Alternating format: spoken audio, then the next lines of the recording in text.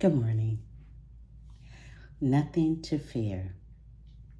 In the multitude of anxiety within me, your comforts delight my soul. Psalms 94:19. When we feel worried, God is our only reliance, and only God can transform our worries into happiness.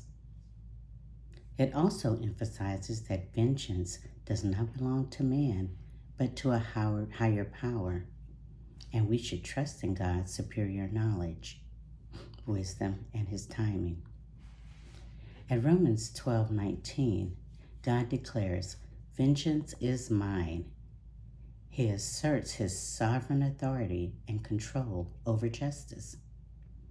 The statement emphasizes that God alone has the right to administer vengeance or retribution for wrongdoers.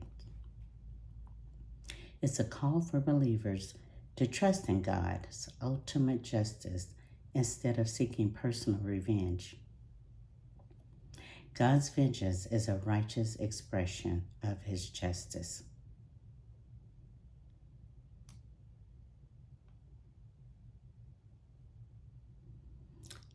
That seeking revenge took me out. Sometimes we do have a habit of, trying to handle things ourselves. Because we can handle them better than anybody else. So we say. And anyway, according to this, that's not what we should be trying to do, seek revenge. We rely on God to handle the situations as he sees fit. Psalm speaks directly to those overwhelming moments when anxiety seems heavy. The verse reassures us that even when we are stressed and anxious, God's comfort is there to lift us up.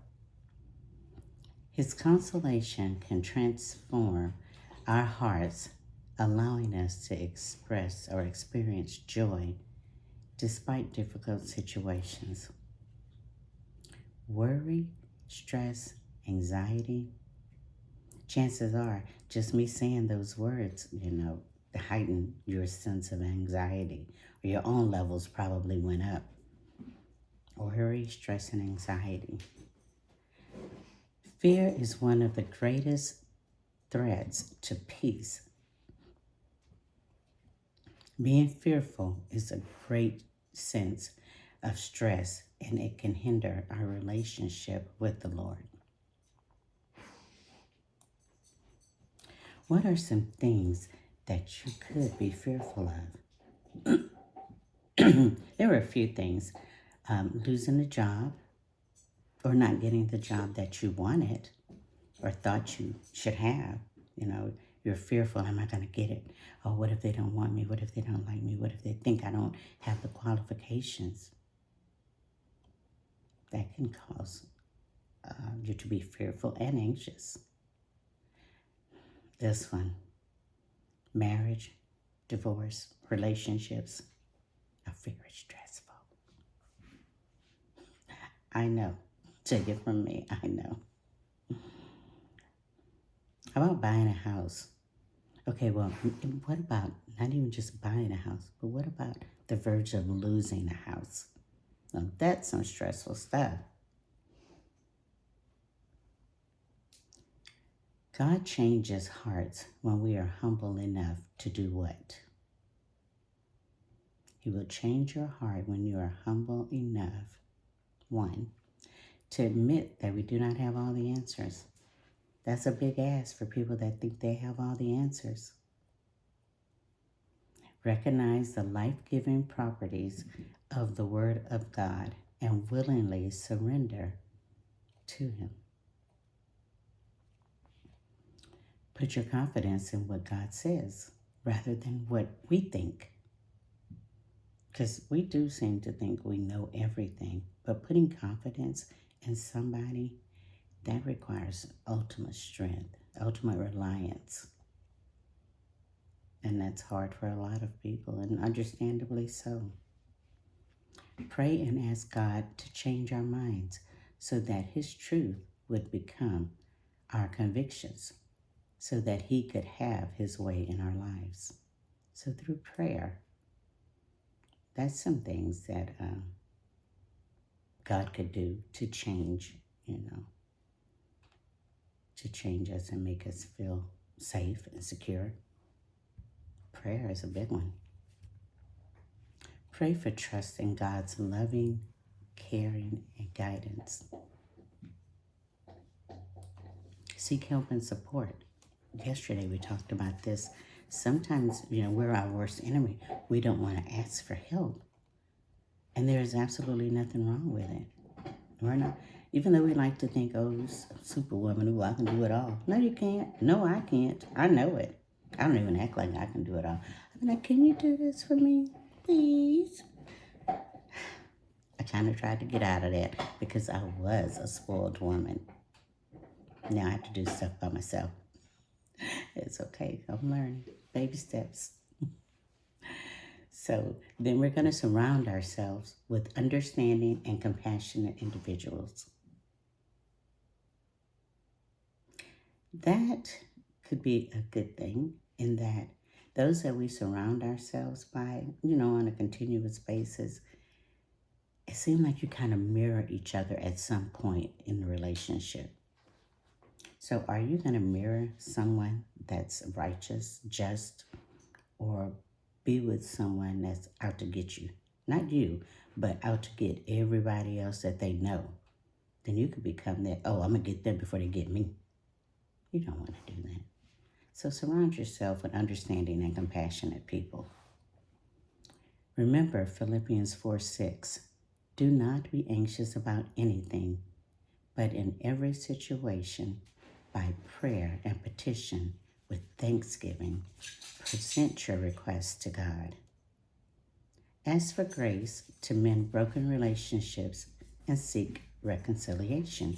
That can be hard sometimes. Sometimes we think that people have done us so bad that, no, I'm never going to forgive them. No. Anything else I could have forgiven, but I'm not forgiving that. You have to ask for grace for that. And ask that you can mend these relationships. It's important. It's another step towards getting closer to God. Pray for a calm mind and confidence in God's power. A calm mind in today's society.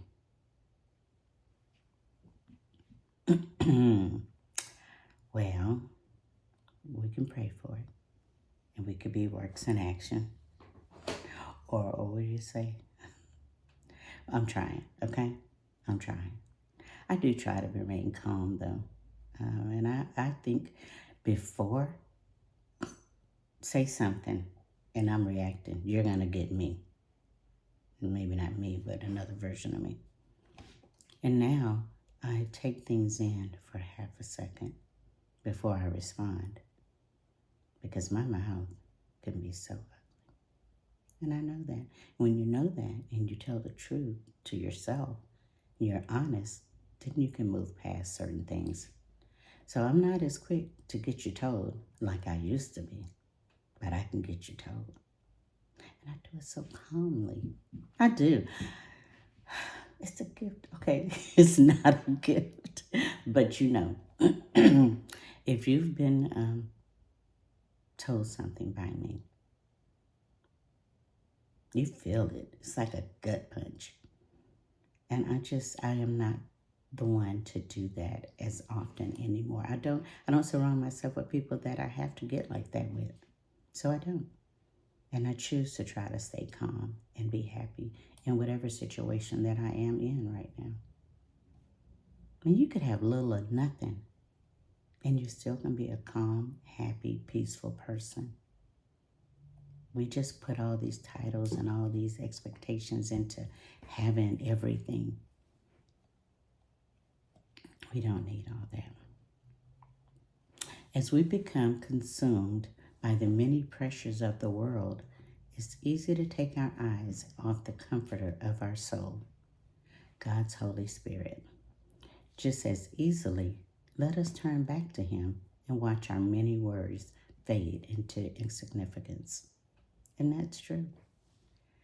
Sometimes when we do take our eyes off of this, the importance of having a relationship with God, we can, become consumed with all the pressures.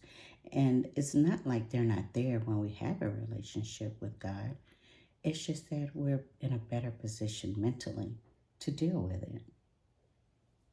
The verse speaks of finding comfort and relief in the Lord when earthly friends fail. And we know they will because they're humans. We're all human. So it's inevitable. But here the psalmist acknowledges that God's promises and past experiences of his show that he cared and provide consolation and joy, even in times of anxiety and persecution. The word Lord in this context, excuse me, it doesn't mean master, as in the English, word Lord. It doesn't mean master, but rather always alive. It is a special word used by people who agreed to love and obey God. It's about how the very things which assault faith and threaten to produce despair may be made the opportunity for praise in the place of act of worship. The wicked will face the consequences of their actions. This serves as a warning to avoid sin and live righteously. In times of injustice, believers are encouraged to trust in God's sovereign plan and his ability to right all wrongs. Patience is essential as we wait for God's justice. How does God comfort, ease your worries? Well, we can find peace in God's presence, which calms our hearts and spills hope into the shadows of our worries. So do not fear, for I am with you. Do not be dismayed, for I am your God. I will strengthen you and help you. I will uphold you with my righteous right hand. Isaiah 41:10. Here God encourages and reassures not to be afraid for whatever situation we find ourselves in, but trust God, trust in him, and he will give us the strength to overcome it. It's a promise from God to his children that he will always be with them. Some ways that we could find peace in our own lives. We could learn to accept and move forward. Accept things that happened in the past and move forward. Sometimes we live in the past. We just constantly go back to, I remember. And now you want to come to me trying to be all nice or whatever. I remember. We have to learn to accept and move forward. How about set your own limits and your own boundaries? That way, you're taking responsibility of your own life, doing what is comfortable and honorable to you. We could do that. So that way, whatever we do, we know it's something that we wanted to do. We weren't forced or pressured. It was something we wanted to do. Decide who you want around you. Extremely important since we tend to mirror each other. Choose carefully. You were told as a child, be careful who you're with. And at the same time, just by you being with someone that's doing something that's not right can cause you to get into trouble. Find time to focus on what you want. Be clear about this and make sure you know what you want. That's the main thing. Do you know what you want? And if you know what you want and you feel, well, I'm just not worthy of it. Yes, you are. You're worthy of every good gift that God has to give us. You are worthy. Just find out what it is that you want. Be clear about it. And just do it, and it's yours. You might even want to keep a journal. Oftentimes, writing things down makes them real. For me, it does. Sometimes you just need to deal with things, something that you hadn't confessed out loud. A journal can be a safe place to freely express yourself. It can help you process and express emotions that you might just keep inside. You ever thought about that? Journaling? I don't do it as much. I write every day, but as far as journaling my innermost feelings and thoughts, I don't do that as often, but it definitely is freeing because you get it out of your head. It's on paper. You pause, you think about it, you read over it, and you start pondering. This wasn't as bad as I thought it was. Or, oh wow, I got out of that. Sometimes you have to remind yourself. Journaling is a good practice. How about some things that you could do for inner peace? Ask yourself serious questions. This is what I do. I ask myself some serious questions. When I do certain things or say certain things, I question myself and I say, is that what you really meant to do? Are you okay with how it turned out? Was anyone hurt by my actions? I find comfort in certain things like parks, museums, poetry, reading, photography. These are things that are calming to me. I love those things and they make me calm, especially the parks and museums and writing. And let's not forget, good old coffee. I love coffee. Nothing to fear. Trust in the Lord is what we have to do. It's Sunday. Is it Sunday Fun Day? Yes, it's Sunday Fun Day. What y'all doing today? I probably won't be doing a dog one. No. Okay, I really didn't do much yesterday, but I worked, and I hadn't planned on doing that. But I won't be doing too much today either because it's cold and rainy. I just can't get with that. So might as well stay in my warm, cozy home. Watch a couple of movies. But tell me what y'all gonna do.